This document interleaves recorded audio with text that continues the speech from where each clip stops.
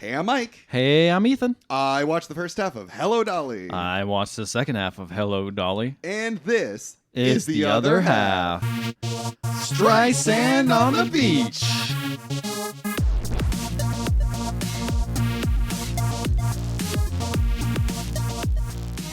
Out there, full of something and full of wonder.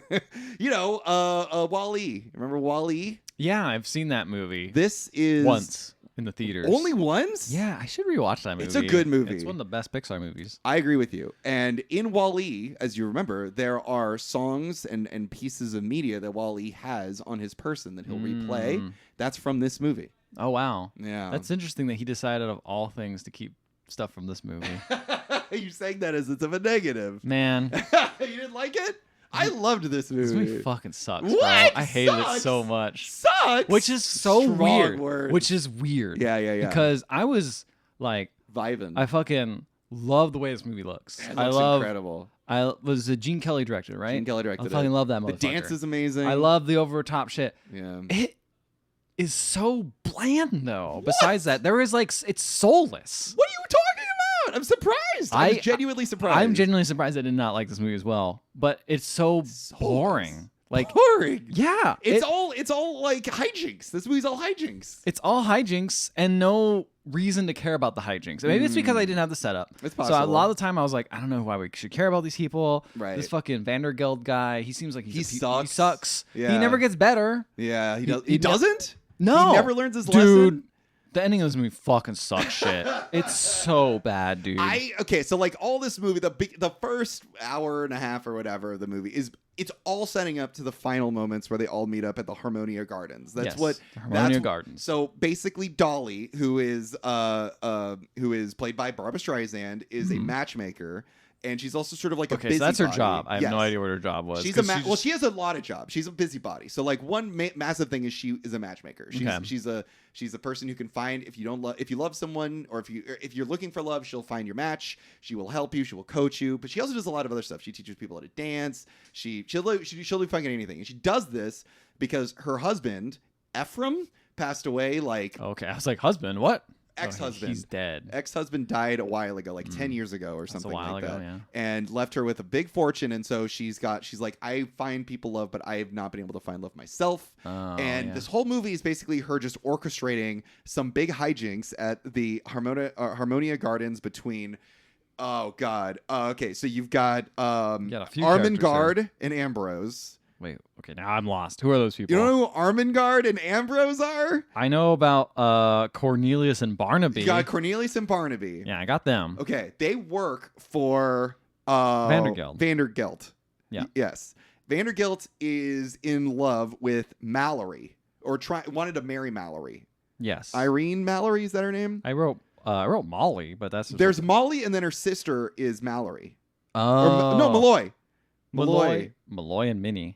Man, we're fucked. Minnie, no, we got this. You got Molly, and then you've got, oh God, what is her name? Okay, fuck the names in this movie. The names in this movie fucking suck. We're abandoning ship already. You've got Kemper Armengard, who is in love with, what's his name? Horace Vandergeld? Horace Vandergeld? Horace Vandergeld has a niece named Armengard. Okay, I know her. She's the younger one. She's got dark hair. She's very short. Yes, that's right. Yes, I do know her. And I didn't know her name because they never really brought it up. Absurd name. Vandergelder is going to go off and marry Molly. Mm-hmm. Molly. Okay? Yeah, okay. So there's Molly, and then her younger sister...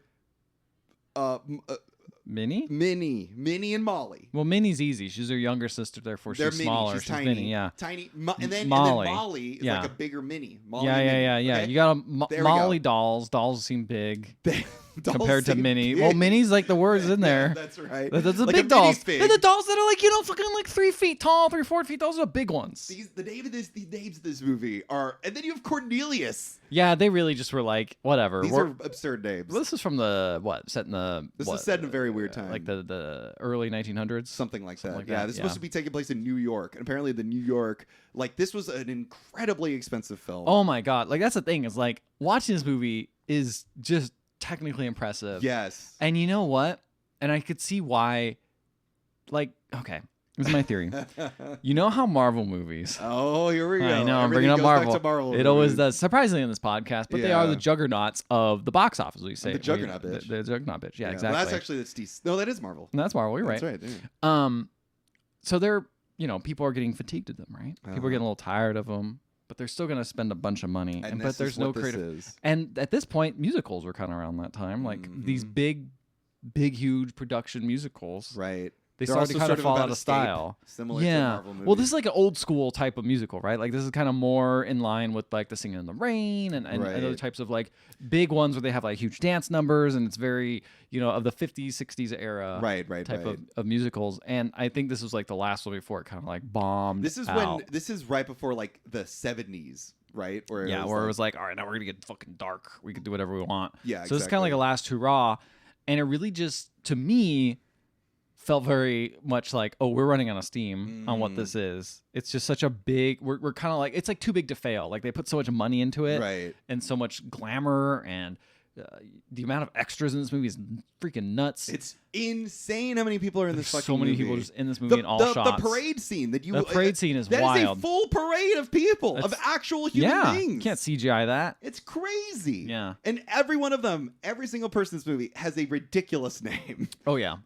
So the movie takes place in the 1890s. New York. 1890s. Okay. 1890s. So, yeah, okay. So early. And the movie opens with like a black and white photo of like the main street of New York, and then it slowly turns to color, and then in the background you see a train move, but everything else is stationary, and then suddenly everything starts moving along with the train. It's this idea that you're being brought back. It was a cool effect, and it was really cool. And then you see footsteps to the beat of the music.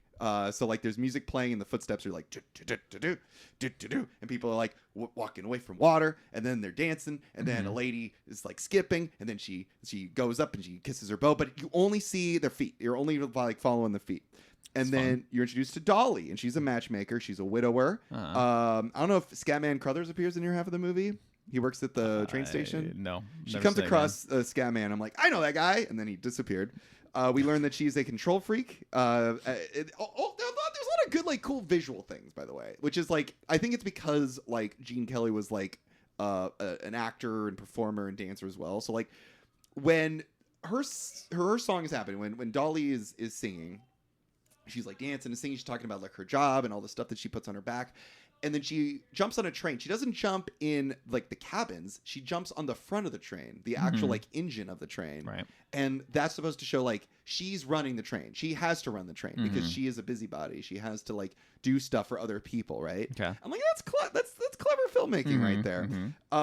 She's taking a train to Yonkers to help out. I'm gonna call him Horace, even though everyone called her Vandergelder. Yeah, Horace is right though. Yeah, Horace Vandergelder. So she's going to help Mr. Vandergelder, who is a bachelor and a half a millionaire, and she's going to help him. Oh, wow. So the whole time she's been helping him be a matchmaker. Yes. She's being his matchmaker. Yes, she's trying to be his matchmaker, but she also knows that he's rich. And so ultimately what she wants is actually for him to fall in love with her. Like that's what her ultimate goal is, essentially. She's been in love with him the whole time? She's had an attraction and affection for him, but it seems more to me that she's got an affection for him because he's rich, not necessarily because he's a good person. He's a bad guy. Can you describe how this man looks? Because to me, he looks like Tommy Lee Jones. Like he just looks like Tommy Lee Jones to me, but like even more of like a bulldog. Who's the guy that plays him? He's like a well-known. He is a well-known actor. I cannot think of his name off the top of my head. Walter Matthau. From what is it? 2 Angry Men or the fucking yeah. Wasn't he the Grumpy Old Men? Yeah. And The Odd Couple. Yeah. He's got a great grumpy face. He's got a great grumpy. He sounds like this. He's got a big nose. You're bears or something. You're annoying me, Dolly. Yeah, but he's an absolute cad. But he's also really old, so he's not a cat anymore. He's just an asshole. Yeah, that's the thing. Is it's like I find him so unappealing in any way. Oh yeah, so you don't want Dolly to wind up with him. Yeah. And so just watching this and being like, what do you see in this man? He's just the same guy. Yeah, and he never changes. It sounds like pretty much never changes. And actually, there's a really great moment at the very beginning of the movie where he mentions like he wants to marry this woman. Oh God, what's her name again? Malloy. Irene Malloy is her name. Not Molly, Malloy. Irene Malloy. Yeah, it's Molley, I believe. Yeah. So Malloy. Irene is her real name. Okay. We were calling her Molly, like Dolly, but that's not It's what we Irene should be working Malloy. with. We got to... delicious. Mole. Yum, yum, yum. Hello, Dolly. Irene. So Irene is who he wants to marry, but he's like, I don't want to marry her. He's like, I'm lonely and I don't have any friends, and also I need a housekeeper. So there's this like whole song where he's talking about like he needs a woman in his life, but he doesn't want to accept that he needs a woman because he's lonely or because he needs a like companionship. He always like chalks it up to like what they can do for him. Basically, it is this idea that he only sees people as like objects and things to do his bidding, essentially. Got right? it. That's how he sees the world. Okay. That's how you can't get to $500,000 without making objectifying people. Yeah. Even a couple enemies.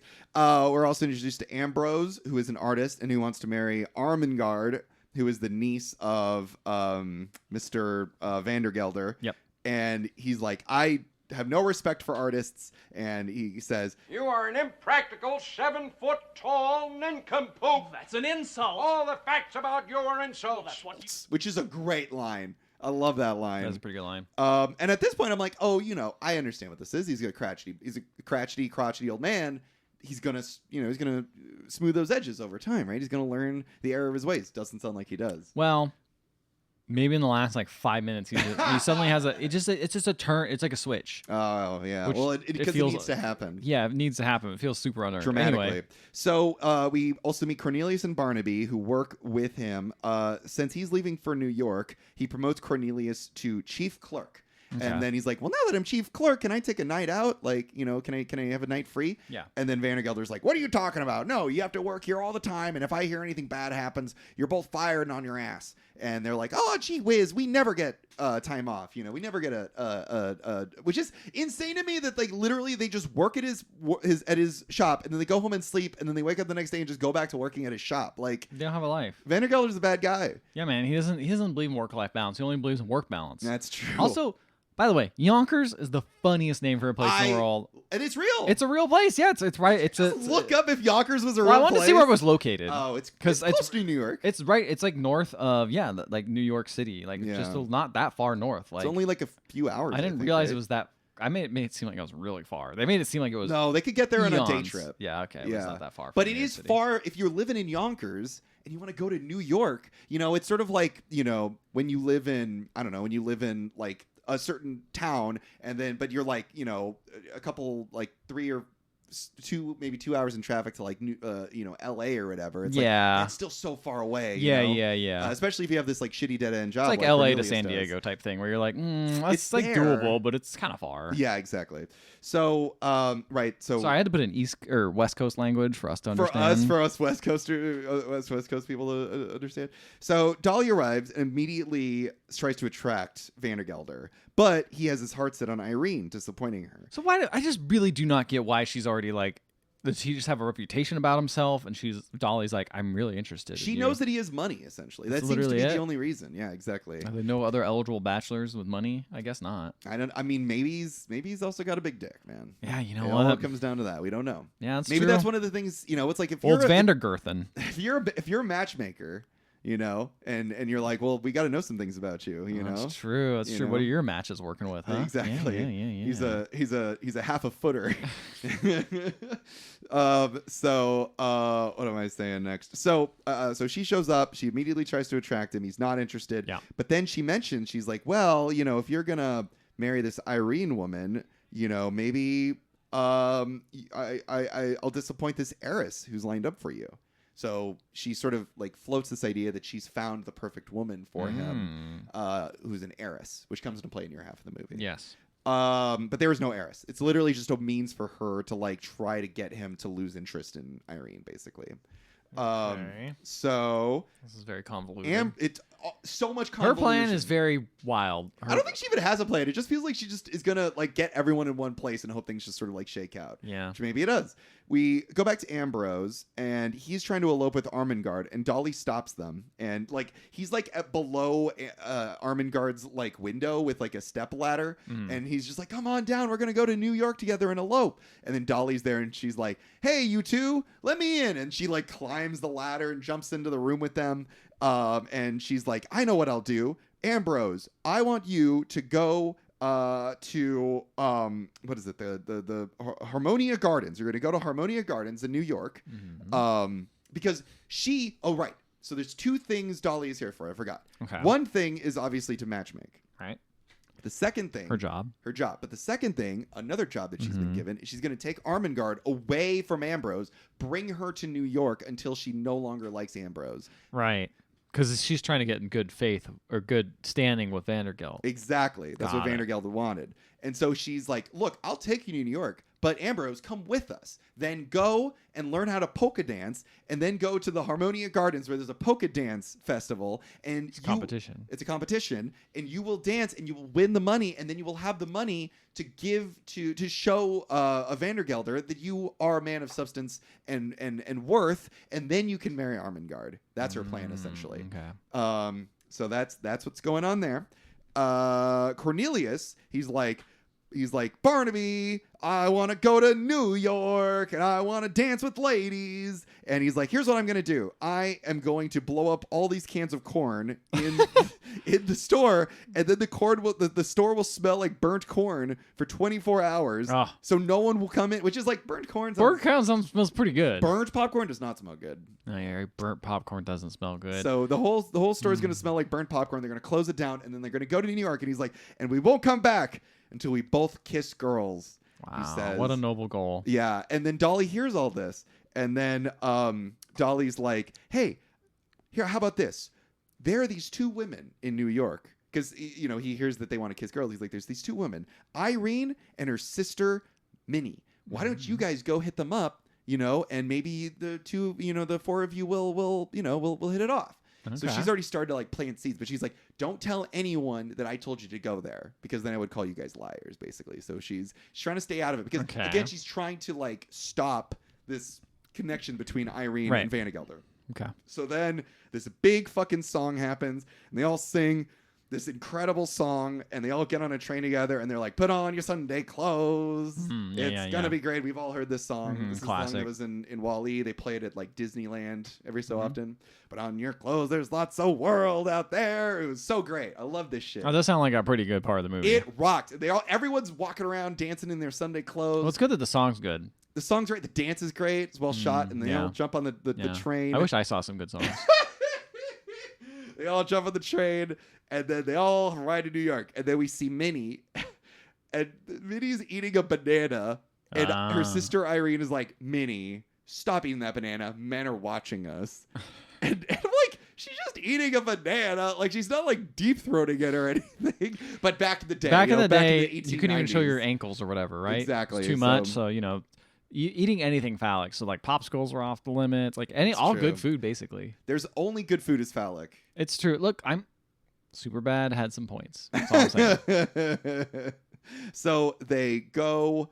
So yeah, they're going back to their store, and this is where we get to learn a bit more about Irene and her sister Minnie.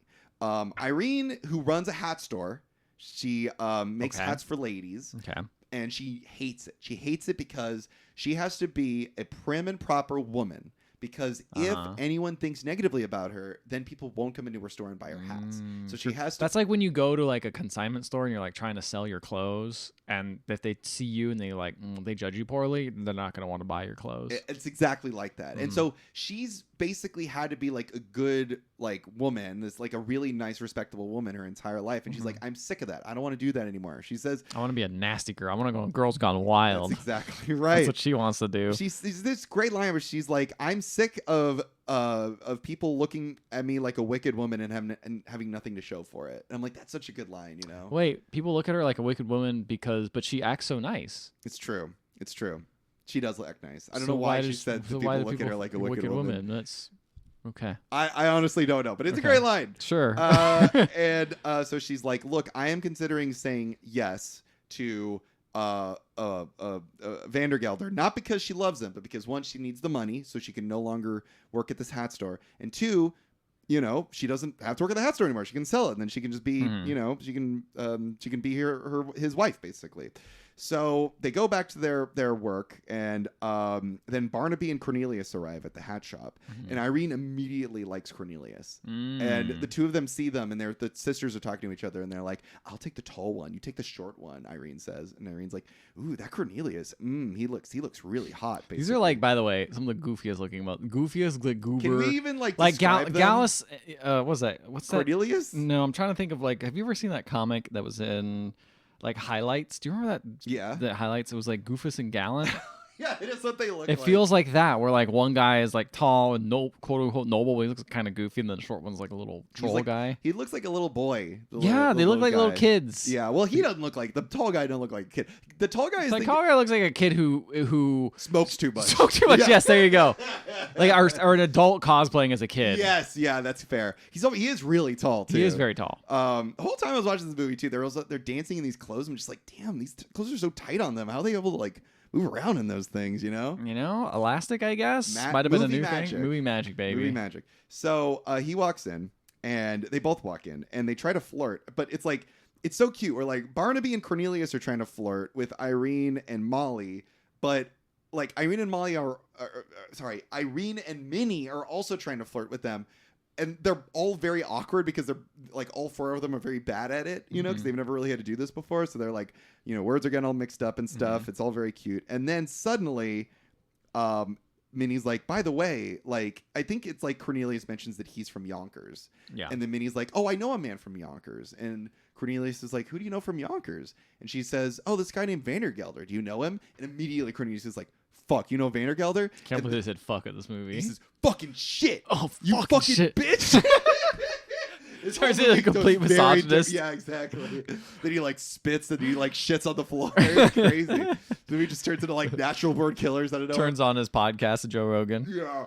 And she's like, yeah, there he is right there. Do you know who he is? And suddenly Vandergelder and Dolly are approaching the store. Yeah. And shenanigans. Ensue.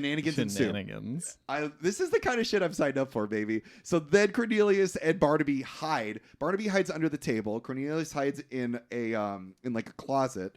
And then Vandergelder shows up, and at first, Irene is like, "What are you doing? Like, you can't be hiding. We have customers coming in." They're like, "Please don't say anything. Don't tell him that I'm here," because he's been lying. Cornelius has been lying the whole time. Cornelius is saying he's rich. Yeah. Cornelius is saying, you know, all this stuff about himself that is not true. Basically, he didn't even say that he is like that he worked under Vandergelder. So Vandergelder walks in. He's got like some cookies and some expensive like nuts or whatever. Man, no wonder this guy's a millionaire. Yeah, it's very almost millionaire. Half a millionaire.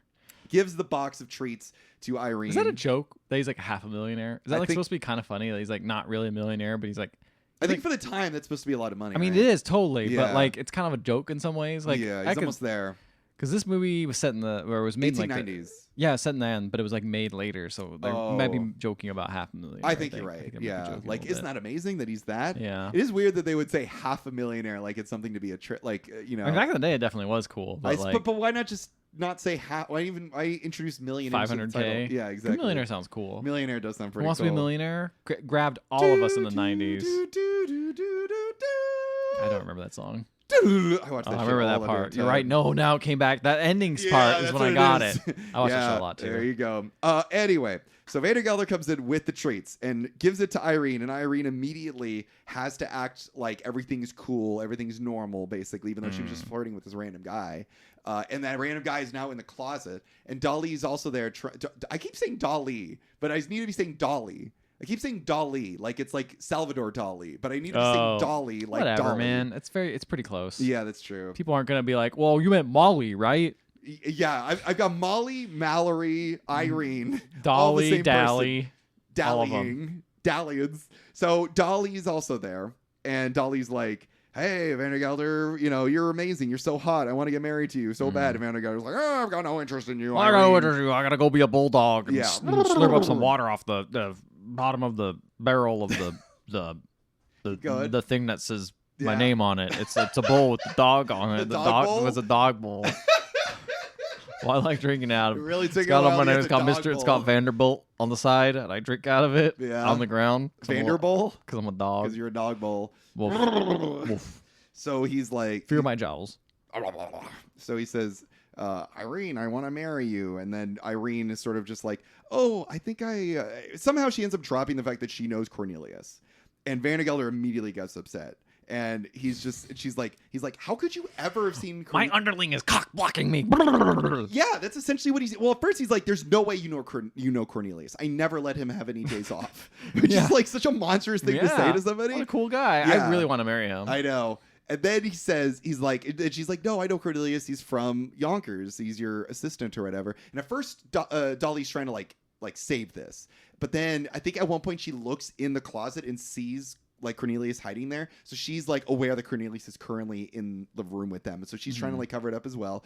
And eventually she has to start lying that Cornelius isn't just an underling of Vandergelder. Cornelius is in fact like a assistant to the manager. And also a millionaire. And he's got this money. He's got a lot of money. He's known in New York as like a playboy. Vandergelt's gonna be like, what? Vandergelt, yeah, he doesn't fucking believe it. And then at one point, Minnie walks in and opens the closet and starts freaking out because she sees Cornelius in there. Okay. And immediately Vandergelder is suspicious. And Vandergelder's like, he's here, isn't he? Cornelius is here. Is he in the room with us? Yeah. And is so that tall, strange, smoking-looking man? I mean, man-child in this room with us? And so Dolly has to again go I'll look in the closet for you. I don't even want you to insult because basically she's also trying to she is sort of like, look, you can't look this bad in front of Irene, this is absurd. So she looks in the closet for him, but doesn't even look. She just sort of waves her feather in the closet and then closes the door and she's like, see, it's empty. But then by waving the feather, Cornelius sneezes, yeah, and the closet shakes. It's a feather, bro. Come on. And then Vandergelder leaves, and then everyone jumps out of their hiding places. But then Dolly's like, "Get back, hide again!" And then Vandergelder comes back and takes the cookies, the nuts, shenanigans. Yeah. And then just as he takes it, then under the table, Barnaby also sneezes, and the table bounces up off the ground. And then he's like, there's two men in here, isn't there? And then he leaves, basically. And so everyone's freaking out. They're like, what the fuck do we do? Irene's like, the love of my life and all this stuff. And she's like, I'm going to call the cops. Everyone is freaking out. They don't know what to do. Why is Irene so bad about this? Because she seems like she could just be like, all right, bye, Vandergilt. I'm leaving you. Then just go with Cornelius. What's really stopping her? Doesn't seem to be any issues with that. Cornelius isn't rich, as you remember. It doesn't seem like she money. cares. She does want money, remember? Oh, okay. She says that she wants money because she doesn't want to be in the hat business anymore. Sure, okay. So if she marries Cornelius, but she still seems upset that she just doesn't want Vandergilt though, so she can find someone else. She could find somebody else, but I think she's just sort of like, today was going to be my last day. And now, it's that thing where you're like, it's like my last day of retirement. We all know this. Yeah, and then you get killed afterwards. Then you get killed. Right? Yeah. So instead, you get married to this bulldog man. So, but she's gonna call the cops. But Dolly's like, all right, before you call the cops, why don't you go out to dinner with Cornelius at the Harmonia Gardens? Because she's like, if you go out to dinner with him, then when you call the cops, you can say you at least try to amicably solve your problems. But really, this is just a means for them to go to the dinner together, and they all seem very excited to go to dinner together. So, does she say anything about how he's gonna pay for it? No. Probably the dance. Probably he is also going to dance the polka and make money somehow out of it. I don't know. But that's the thing, is he doesn't know how to dance. Cornelius doesn't know how to dance. But luckily, Dolly knows how to dance. So Dolly teaches him how to dance. And then everyone knows how to dance. And a big, long song happened about everyone dancing. And it's at this point where I'm like, okay, this movie's asking a little bit too much of me. Oh, yeah? At this point? At this point, I'm like, this dance scene really is just going. They really fucking love dance scenes. And let me tell you, it's Gene Kelly. I like a good dance scene, but not for no reason. For too long. This was a lot of dancing. It was too much dancing. And just everyone's dancing. Boy. It just kept going. Yeah. And it was what sucked too is it was impressive. It was shot outdoors. That's the thing. That's what's so weird about this movie is I've been sitting here thinking, I saw this movie a few days ago, Yeah. and I've been thinking about how to really describe why I didn't like all the dancing and stuff. Because like a lot of times I'm like, oh, it's impressive, it's really cool. Yeah. But there's something about it. It just goes on too long. Yeah. Yeah. And it's weird to be like, it doesn't have anything to say, but it's like, obviously it's dancing, but like, it doesn't seem like a meaningful expression of characters, of their character emotional arc, or where they are like in the story. Right. But so many other extras just get in there and just start dancing, and it's like, well, okay, that's impressive, like a little bit, and then they just keep going and going and going and going, and it's just like, I think that's the thing. Is the escalation thing is sort of like a lot of times it's just like, and now these 2 dance, and then these 4 dance, and then these 6 dance, and then these 2 dance again, and it's just sort of like. Another example, like another comparison here is like Singing in the Rain. We both like Singing in the Rain. Yeah. That movie rocks. Movie rips. There's barely any plot to that movie whatsoever. No. And a lot of those dance sequences are literally like, hey, it's morning time. Let's dance about how it's morning time, you know? But like, there's an escalation to it. There's like, an escalation, there's an energy, and they also know when to stop too. Yeah, that's, and they go on to do on the next one, or move on to like a little bit of plot, and then they go to another dance scene. This feels like when you're watching like a Marvel movie to compare it to Marvel films, and that fucking fight scene just won't end. Won't end. Just keeps Just going. like the end of Black Panther. You're like, damn, where are they gonna stop this fight scene? Yeah, it's like I really liked the movie up until now, and now it just keeps going. You know, just keeps going with the part that's fine. Yeah, exactly. So yeah, that's it. Just kept going, and then at one point, there's one point that was kind of beautiful where everyone's dancing together, and then we cut to Dolly, and she's all alone, and she looks at a little photo of her dead husband, and she's like all emotional about it, and then Cornelius and Irene and Minnie and Barnaby all go up to Dolly, and they're like, "Hey, Dolly, there's a parade. We all want to go look at the parade, watch the parade. Come with us before the parade is done." Okay. They say to her. Why are they going up to her? Because she's all by herself. Oh, they just feel they're bad. just like they're just like, yeah, come on with us, like, you know, inviting her. And then she's like, all right, I'll come with. And then she sits there by herself, and then she says, I wanna see the parade before it passes by. And it's this whole thing, and I swear to you, Ethan, I'm not joking. This scene was beautiful. It's like the realest shit, where it's like everyone else is having such a good time and you're feeling so depressed. Okay. And it's just like one thing ends up just like fucking turning you inside out. Sure. And it's just like the phrase of like, the parade is gonna pass you by, Dolly.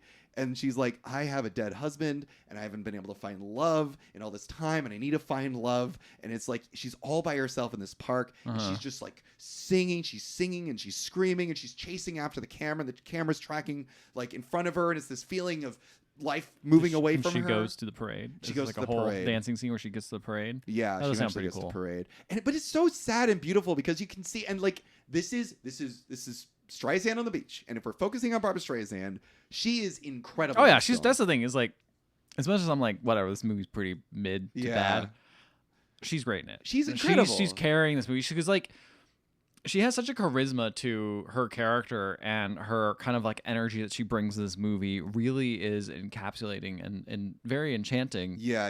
To watch on screen, even if like there really is nothing going on, and every time she's gone, you can feel the absence. You can feel it, and that's the problem. Is in my half, she's barely in it. I completely understand that. Well, not like barely, but she's in it. She's hardly in it. She's in it significantly less than it sounds like your half. And yeah, it's just this one moment. It's just her. It's just Barbara Streisand singing about how she misses her dead husband and how she wants to live again before the parade passes her by. And I don't know, man, something about this fucking hit me really hard. And I'm just like, I get this shit. This is beautiful. So then she goes to the parade. And at this point, I was just like, well, you know, this movie's been pretty great so far. I've been enjoying some of the dance sequences. Some of the dance sequences a bit much. But I'm like, you know, it's all sort of been taking place more often than not in like, you know, like little squares, like little like town squares, or like in like studio spaces, you know, nothing, you know, maybe some, you know, maybe like in a park.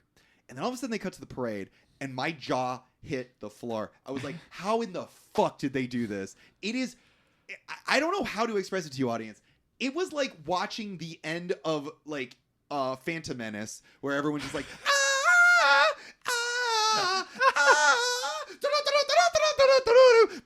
and it's just like everyone is like walking down, but it's like, but no CG. It was so overwhelming seeing this many human beings. A lot of caught people, on so film. many people, and I was like, is there a matte painting? None. There has to be like shot outdoors because no studio space can fit all this, right? This has to have been shot on a real.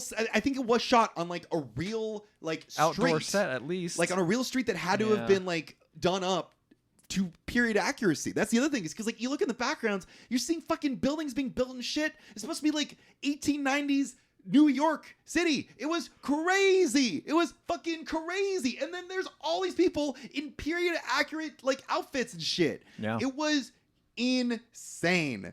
And then we meet Gussie Granger, who is on the meat packer float, and she's best friends with Dolly.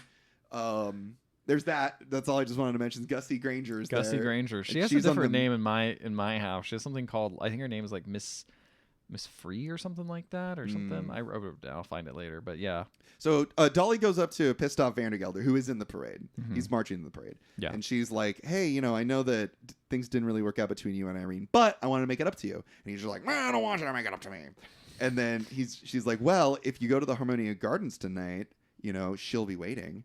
And he's like, what are you talking about? And she's like, oh, do you want to know? And he's like, no, I don't care. What's her name? And then she says the name of the heiress is Ernestina. And that is the end of my half of the movie. Okay. In my half, Dolly's telling this Vandergeld guy, and he's like, can she cook? And she's like, yeah, of course she could cook.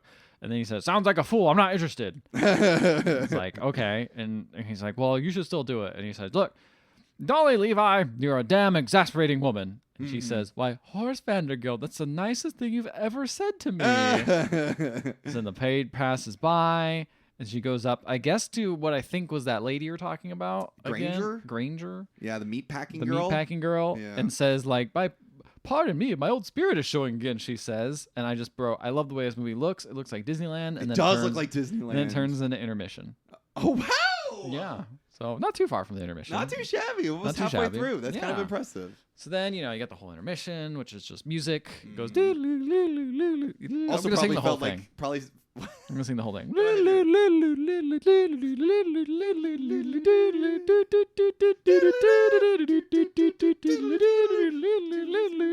Hello, Dolly.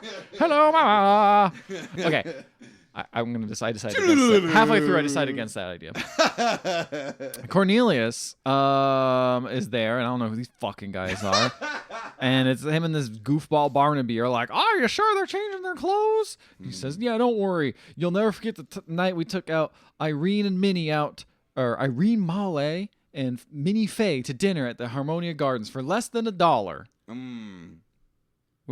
Doesn't sound like it sounds like they have a plan to get away with free food. They didn't say what their plan was. They just said that they don't have a lot of money. Well, I am okay. They never do. And then Barnaby's like, maybe they're just not going to eat anything. Yeah. Barnaby's like, you're not thinking of kissing Miss Molly, are you? He's like, I don't know, maybe. And then the girls arrive, and Cornelius is like, all right, Barnaby, look gay, rich, and charming. And Barnaby says, well, I look gay and charming. Pretty good. And they say, pleased to meet you. That's some good shit.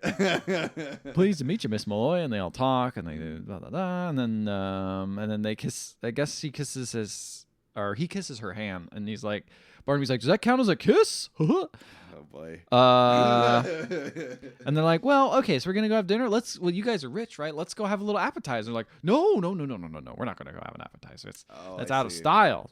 We can't go have an appetizer at this place. And I'm like, oh, yeah, because they got that sick deal at the gardens. They got that good deal they're going to play off. Yeah. And she's like, oh, no. We're so much faith. Getting an appetizer is not in style anymore. It's not elegant. They're like, oh, okay. Well, I always wanted to ride the hack, which I guess is like maybe the public transportation or like a private taxi. Sure. That they used to have. And he's like, no. That's hackneyed. No. We're not doing that. That's falling out of culture. No one does that anymore. He's like, oh, you guys really are elegant. And he's like, yeah, you know what's most elegant? Walking. And they have a whole song about walking to there, and they sing a whole song. And sing it. It was very fun. Walking. It's pretty rough. It's pretty good. It's the elegant way. I'm walking on the sidewalk. Oh, I'm saving me a buck. Oh, it's really elegant. I'm gay.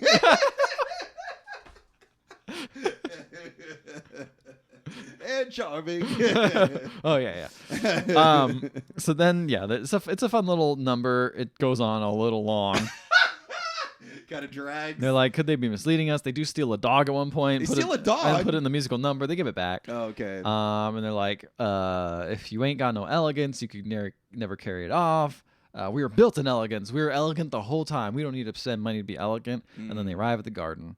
And then Dolly's off fucking being sad and singing about shooting stars, and it's very Parades melancholy about like some dude. And I'm like, I don't know what her problem is. She seemed to be having a great time last time I saw her. Yeah, she was at a parade. She's having a great time. Yeah. And then we go to the restaurant, and this restaurant is this set crazy. Crazy how big it is. I heard they shot on the set for fucking ever. Like, it was like an incredibly expensive, I mean, it's set. nuts. It is so big. Like, imagine like a big restaurant and double it. That's as big as it is. Like, it's just a little bit. It's double as big as you think it's going to be. I love your measurements. Big restaurant, double it. All right, so you got a big restaurant. Tell me. It's not crazy big. It's not crazy big. Yeah. But it's big. And then you double it. And it's like fucking crazy big. Yeah. You know But what I'm saying? It's still not insanely. It's not insanely big. Yeah, but it's still pretty. It is pretty big. Yeah. It's pretty big. Yeah. You could fit two you know Red what's Robins sad? in there. You know what's very sad is What's the reference sad? of my mind is they're in the One Piece Netflix animation adaptation. There is a place where they have a really cool kind of like diner area and like a pirate barge. It's really cool and pretty big. Yeah. This is double that size. Way bigger than So that. that for some reason, this fictional fucking barge restaurant is double that size. Honey Bee's gonna be so upset when I they love listen it. to this episode. That's They're gonna fine. be like, they're talking about a This Barbara Streisand movie, and they keep bringing up fucking One Piece? One Piece, and Marvel movies. You know what? This is what they get. They Yeah, give it to that's us. true. This is what we're gonna turn it into. That's all right. true. That's true. Yeah, so there's a fucking server there, and he's the head server, and he's really in charge, and he's whipping everyone into shape, and some ladies complaining about how she can't wait to get a seat, and it's the lady you're talking about, the meatpacking lady. We're just gonna call her meatpacking lady now. Yeah. Um, She's trying to make it look exclusive so that they can just get a seat. maybe Is that what she's doing? no, she just can't seat until her husband or like a date is there. She can't sit alone.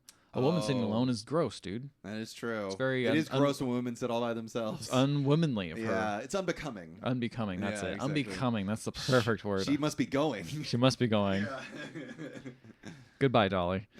So, the Barnaby and Cornelius appear with their ladies, and they come up. And they're like, "We'd like something to eat." And they're like, "Oh, you have a reservation? We're all booked up." And he's like, "Oh no, we're this guy." And then Irene or someone is like, "Oh well, they know the Rockefellers," and they're like, "Oh shit, the Rockefellers! Give them the most private spot imaginable." Oh my god! I'm like, okay, so it sounds like, how are they gonna get free fucking food if they didn't even have a reservation? Like, well, what's going rich on? people just get free shit all the time. I guess so. You fake it till you make it. Yeah. And then there's a message that goes around to the head waiter that Dolly is coming back. It's been a long time since she's come here, but she's coming back for some reason. She hasn't been there in 10 years or something. Oh, probably when her husband died. I guess. Yeah. And they're all very excited. They all love her, I guess, and they get very, very hyped for it. Mm-hmm. Let's see. Oh, and then there's two people that are. It was the lady you were talking about earlier, the ones who were trying to elope. Yeah. I cannot remember Armengard and tall dude. Tall guy. Tall guy. Yeah. Are there, and they're like, "Ooh, we should get married." Ambrose? Is that his name? I don't know. It doesn't Okay. matter. He's barely a character. Sounds like, yeah, you didn't even know Armengard was in this movie. So. I mean, I recognize her. She didn't really talk much though. Yeah. But yeah, they seem nervous that some guy with a hat came in. Mm-hmm. Vanderbilt comes in, Vandergelder. and they're like, "Oh, we can't be seen by him," and it seems like no one can be seen by him. Yeah. They call her Miss Simple. Who? The meatpacking lady, but she says he's here.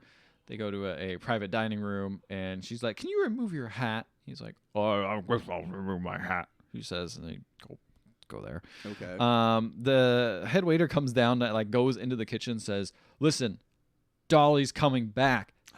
Y'all, we already have together. lightning good service. It needs to be twice as fast as lightning. Oh. So get your shit together." And then they're like, "Okay, you know what the fastest way to get together and actually have the best service of your life is to dance the entire way." And they do this insanely long dance that is mostly pretty impressive.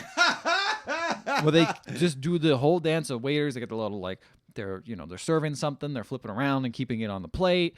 There's one of my favorite moments though is when they're artfully like going around this dude, and they put food, and he tries to eat it, and he can't, and they take it away, and he keeps trying to eat it, but they keep taking it away because there's too fast of service. Right. And at one point, he's like, "I want food," and they come back, and they say they have like a big fish tank, and he picks the fish he wants. He goes, "Okay, cool." And they go and they take the fish and they bring it, and then he says, "There's a lobster tank," and he brings the lobsters out, and picks one and goes away. And then they open up another thing, and it's a bunch of pheasants, and they fly out, and he's like, "I want that one," and they pull the gun and shoot Holy it. Shit! Inside, it was very funny. That sounds was awesome. a great moment. But then accidentally during that time they knock over a dish, and then 5 people with brooms come out, and they all dance ready to clean it up, and then 20 people with brooms come out, all dance ready to clean it up. Holy shit! And it's nuts. But at this point, Cornelius and Barnaby realize they're in over their head. They're in the private, like super private chamber. Yeah, they've never been anywhere like this before. And so they're like, "We gotta fucking escape. We gotta get out of here." Fuck out of so here. they try escaping, but during this whole commotion of all this dancing, they get swept up. They get actually sent back to the place where they're actually one of the meals that's being served. They get on the cart and get sent there. What is it? What is the meal? I don't know. It's fucking chicken or something. It's like duck. Anyway, so so Cornelius is like, "All right, well, I'm back here. I'm gonna admit to Irene. I'm gonna tell you the truth. Oh no! And if I tell you the truth, can I put my arm around your waist?" Whoa. She's like, sure. He does it, and he's like, "Wow, I've never touched a woman before." She says, "You still haven't. That's my corset." Then he came instantly in his pants. Yeah, basically. Oh, our little incel Cornelius. Good for him. He says, "I'm not anything that I said I was, Irene. We ran away from Yonkers, and we ran away from our boss, Vanderbilt. And we don't have any money, and and I'm sorry, I don't know how we're gonna pay for this dinner." And they said, "Oh, that's okay. We've known all along that you have no money." How? Just they could smell it on him. They could smell it on him. Like the way they acted, the way they tried to avoid walking, and all that stuff is very obvious. She says, "Don't worry about it. I have a ton of money from selling all these silly hats. I could pay for it." I thought she didn't. Well, it's not that she doesn't have money. I think it's that she wants more money so that she doesn't have to sell the hats, I think is what's going on here. Doesn't matter, I guess, now. Because she's found love. She's found love. Yeah, she's found Cornelius. What a catch. Love of her life. Yeah, what a catch. A liar. But she knew he was a liar the whole time, was okay with it. Cute. Yeah. And so they're like, "Okay, give me my bag." And Minnie goes to get the bag, and she's like, "Wait, this is the wrong bag. Oh no, we left the bag at home. Like the money? The money bag at home. No, we're fucked." So like, what are we gonna do? So we're gonna have to sit there and figure out what's going on. Then I like how the kids just go like, "Okay, maybe one of us go back home." Like, yeah, I don't know. I guess that's what I was thinking. Yeah, they made it unless it got stolen. It sounded like they left it, but maybe they left it somewhere that would have been maybe easily stolen. Yeah, it was like maybe it was on the back of a stagecoach or something. But I didn't understand what they were saying because they're speaking in 1900s talk. Golly. Golly! I left it on the back of the horse there, and the horse, the porch. You mean horse? No, by porch, and the porch, and the old stand comes by and he takes it and he runs off with it. They do talk very. I'm quickly. from Yonkers. Yonking over here. Yeah, so I tried to escape. They ran out of money, the silly hats. Cornelius kisses her. She seems cool with it. Then they say, okay. She seems cool. They come back with a check. They're like, "Oh shit, the check is big." And he's like, "Bring me another bottle of champagne. We'll figure this out." Mm-hmm. The meatpacking lady leaves, and she says, "Listen, I'll tell you what. I won't tell you how bad this dinner was to Miss Levi." And I was like, okay. So at this point, I didn't know she was a matchmaker. I was like, is this like... Is Dolly like Vanderbilt's like wife or something? And he's like dating someone else That'd be and like crazy. cheating on her? I don't know what's going on. Yeah. And then she says, "No, she was planning on meeting us at 8. He's like, "Oh, it's 8 o'clock now." He's like, "Yeah, that's why I'm leaving." Mm. So I'm not going to tell her how bad this dinner was. So you be very nice and pay for it. So that lady showed up acting like the heiress is the plan, right? Yeah. Okay, got it. Yeah. So and he's kind of mutters under his breath, "Any man that goes to the big city deserves what happens to him." Mm-hmm. And then Dolly arrives, and everyone freaks out. She sings a song, and she says hello to everyone, and compliments all the waiters, and says they're so handsome and nice, and and they says hi to all the staff. She's very nice, and she keeps waving to people. And she's like, "It's so nice to be back home where I belong." She sings and all this stuff. people are very happy, and they're saying hello back to her. This is a very long scene. It's kind of fun though. Yeah. Okay, never mind. I guess not. I put this scene. I was like, whatever. But then, I was bored, and then suddenly she goes and motherfucking goes to the front of the band. Yeah. It's motherfucking Louis Armstrong. What? And he fucking starts singing, and he's like, "Hello, Dolly." I'm not even gonna be able to anywhere near as cool a voice as he does, but you know what it sounds like. And I was like, "What the fuck? This is awesome!" And they sing and they dance a little bit, and I'm like, yeah, Louis Armstrong's here. This is awesome. He's on the edge of his seat now. I'm like, oh, cool. We got something interesting now. What a wonderful movie. What a wonderful movie. Yeah. And then after this whole song, Horace tries to sneak away, but instead, Dolly spots him. Mm-hmm. But then Louis Armstrong's like, one more time. And then she's like, no, I got to talk to this guy. So she goes and talks to him. Talk to this. Sorry, Louis. I got more for. I'm sorry. Yeah, pretty much. I'll be over here. Just be Louis Armstrong. Louis Armstrong over here. So yeah, and then Dolly takes him, and they walk to a table, and she's waving to everyone. He's like, "Wow, you know everyone here," and he's like, "Nope, total strangers. I'm just very nice." And they sit. They cancel the chicken. They bring out a whole turkey because that's what she wants to eat. Right. And he says didn't go well. And he says, he basically keeps saying that, like, I want to manage your house is what she says. And he's like, no, stop trying to flirt with me. He says, you're wasting your time. I don't want to marry you. I don't want me wings cut. No man wants their wings cut. And now it's time for the jazz competition or the dance polka competition. Polka competition. Yeah. They said jazz. I wrote jazz a lot, so I don't know why you think it's polka, but they kept saying polka in my maybe it is movie. polka. I just miswrote it as jazz. Maybe they were setting it up as polka. And I was like, one day Louis Armstrong showed up. I was like, Louis Armstrong. Yeah, Louis Armstrong showed up. And they're like, we can't fucking do polka no more. We're gonna do fucking polka in front of Louis Armstrong. Get out of here. So yeah, and they said the winner of the competition will receive $50 silver. Wow. And so obviously Cornelius and Horace are like, oh shit, let's go. They all go down there, and they all. Horace wants in on that money too. Well, he's also broke. Horace? Oh, not Horace. Barnaby. Yeah. Fucking goofy ass names. I know. So yeah, they all go down there to sing or to dance. Even Arm & Hammer, what's her name? What's her fucking name? Armengard. Okay. You're close. Armengard is there. That's the military side of Arm & Hammer. Arm & Hammer's Armengard. So she's down there dancing, but doesn't want to be seen by, her uncle, doing all this. She's not supposed to be so here. It's a whole shenanigans and all dancing. But of course, Horace notices her. He's like, hey, you and your boyfriend or whatever, he's a con artist. This is shameful. I can't believe it. Mm-hmm. He's really bringing the mood down. Exactly. And so he goes and chases him. And then he also sees that Irene is dancing with another man. And at this point, I'm like, why does that matter? Yeah, I didn't even want her. I didn't even know who she was at this point in relation to him. As far as I know, she's only got eyes for old Cornelius. Yeah. But yeah, he says her uncle, and then he comes up to what's his face? The guy dancing with his niece, and then says, "You're a disgrace to Yonkers." And he knocks over a dude who gets whipped cream all over his face. And Vandergaard starts to fight with him, and they all start fighting, and everyone starts saying, "Call the police!" And it's like the lamest chase sequence I've ever seen of Vanderbilt running after it's like the tall man trying to date his niece. Yeah. And runs upstairs. And it's comical, and he meets Cornelius. They run different Vandergelt's doorways. like, I see you, you're fired. And he's like, you can't do that, I quit. Whoa. He does the same thing with the other guy. I don't remember his name right now. Barnaby. Yeah. And they basically destroy the whole restaurant in like a really boring chase sequence, in my opinion.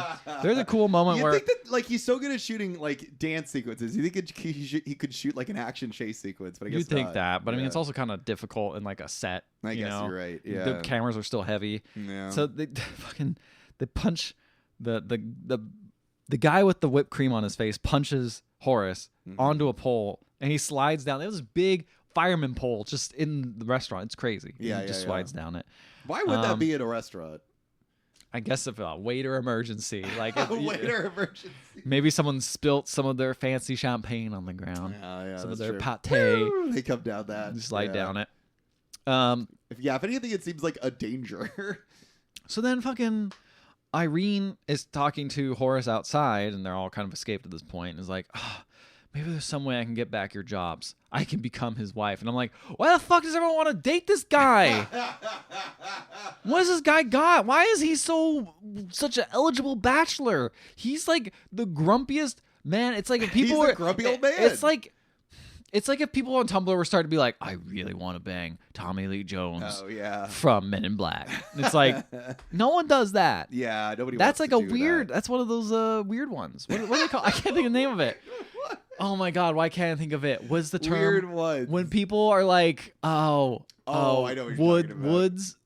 Wow, oh my Weird God, I feel like ones. I'm so detached from reality. You're like 90 years old. I'm not. Right I'm now, aging too. myself. I feel the gray growing on my hair. Oh, is it Let Me Finish or something like that? No. Or Hear Me Out? Hear me out. That's it. Oh my God, I want to die. Hear Me Out. Walter Matthau. He is a hear me out. Yeah. He's a hear me out. Yeah. Right. That's why I'm so, like, sure, one person maybe, but two people. Yeah. It turns out it's only one person. He's got that fucking money, bro. That's all it is. He just got money, so he can solve everyone's like financial problems, but he can't solve their hearts. You know. He really can't. He can't even solve his own heart. That's true. Yeah, Cornelius is talking about stuff, and like a cop randomly appears and is like, "You're disturbing the peace." Yeah. And he's like, "Why didn't I do anything?" He's like, "I'm just really upset that she's gonna get married and all this stuff." And he says, "For 28 years, I never did anything. I stayed in Yonkers, and now I did something. I went out and got with a lady." Yeah. He's like, I feel something.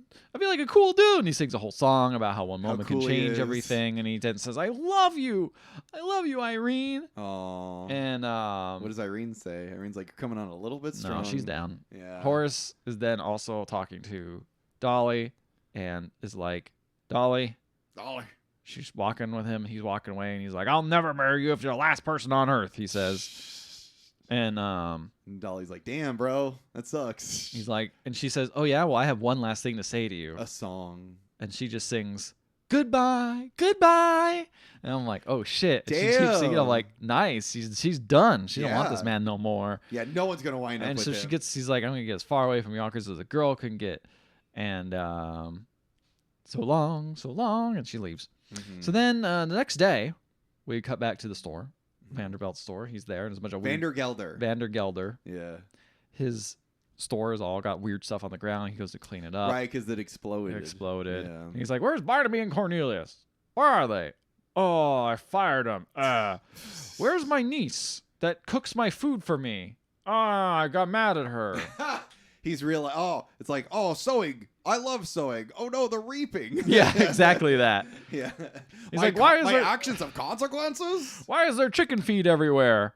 Ermengarde. Oh, Ermengarde. I'm ready for my breakfast. I'm like, who's Ermengarde? Fired him there as well. And then he starts admitting, like, I am lonely.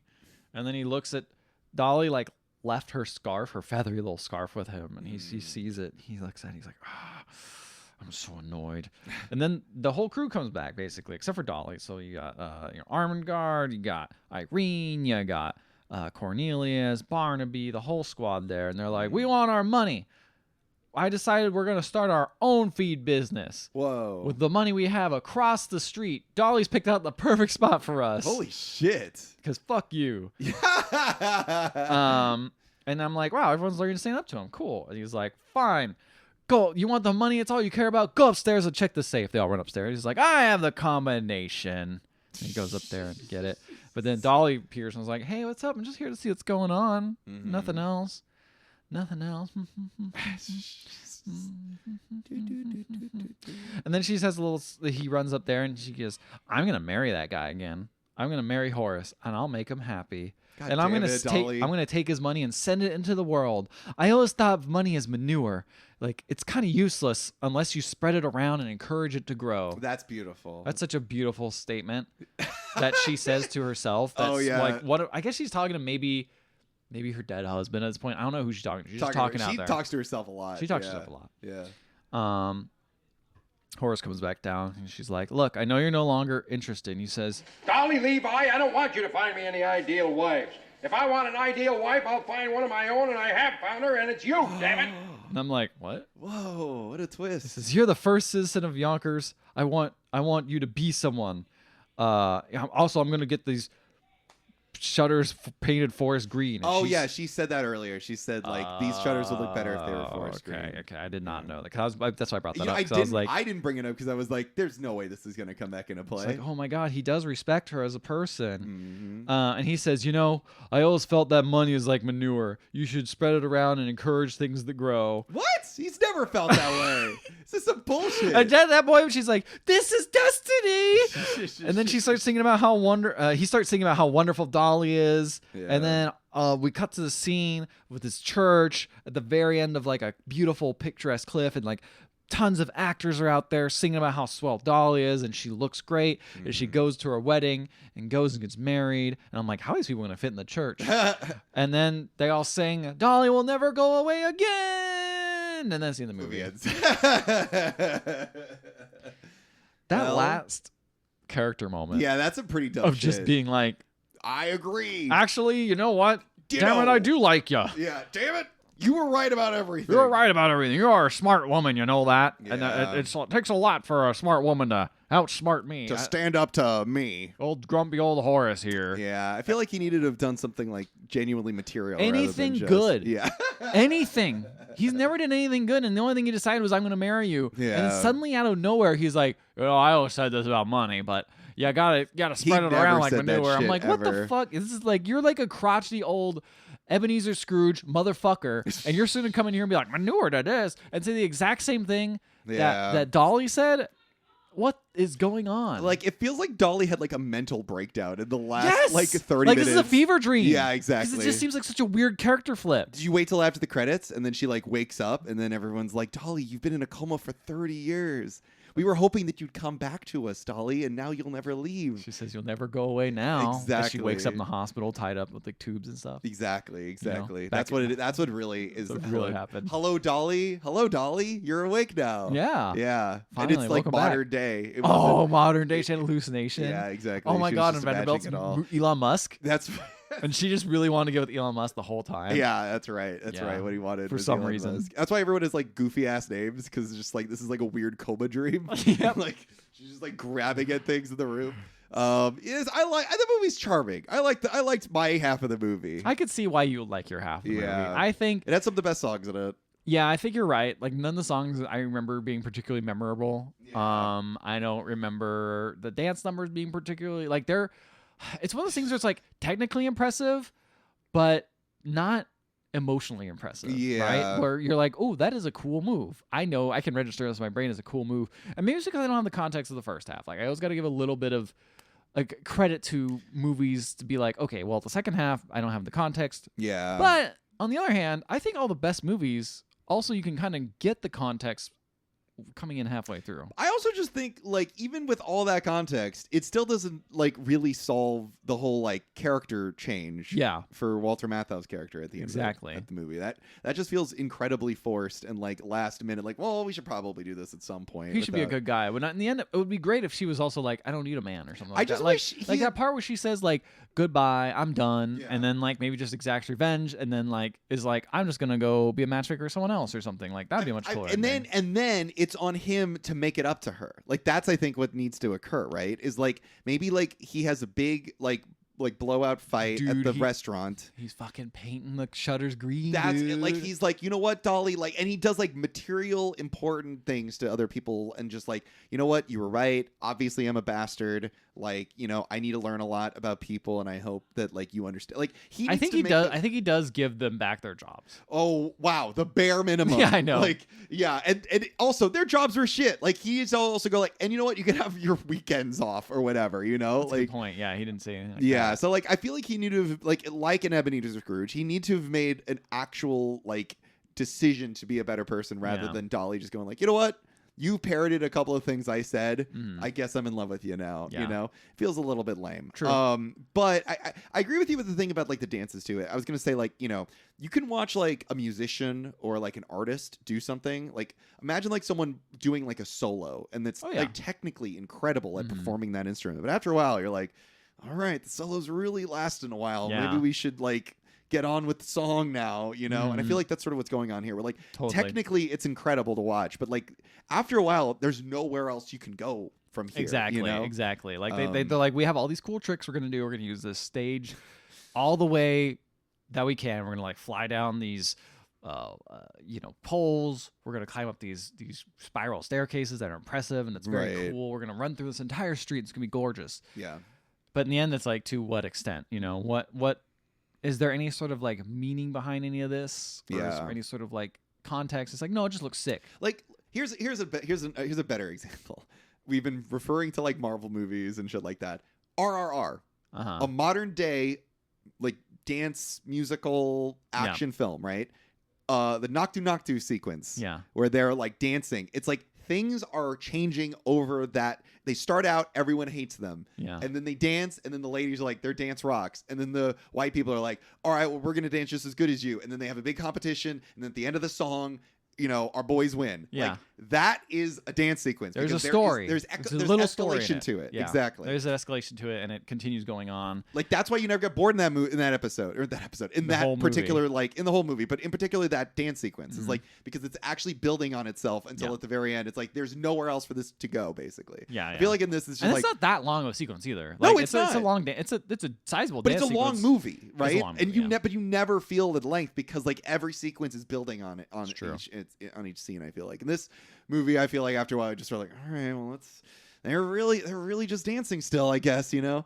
But I don't hate it. I actually really like this movie a lot. I really liked how it looked. I thought Barbara Streisand rocked in it, and but I did not see the second half of the movie, so I don't know. I did get a little soft on this movie after you talked about it, but I do still think overall I am never going to watch this movie again. There's just better types of movies like this. I just think that this is just really shows that you can't throw money at the screen and have it be good. You know? If you do that, you get Cats 2019. Oh. Never mind, I take it back.